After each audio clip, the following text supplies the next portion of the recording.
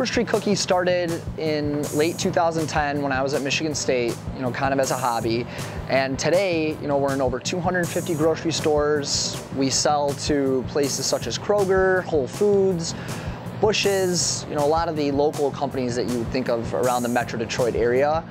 At this facility, which is in Lathrop Village, Michigan, we built it out in February, converted it from a clothing store, and now it's fully functional, licensed, insured through the Department of Agriculture. So at this facility, we actually make the cookies. We have all of our employees here that bake 24 hours a day, 6 days a week. We do all the packaging, labeling, distribution, everything like that. We've grown tremendously. We're starting to get out of state. We're in places in Chicago.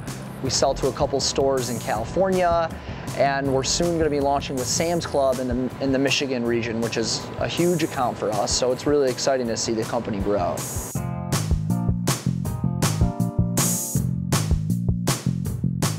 So without the Eli Broad School at Michigan State, I probably would never have been able to successfully launch this business.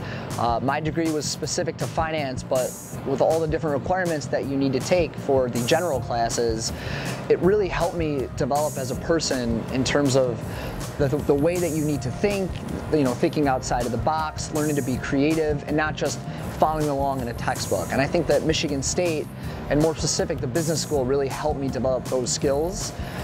Although not directly related to starting a cookie company, it still helps you get that foundation that you need to be able to be creative, entrepreneurial, think on your feet, come up with solutions to problems, all those types of things.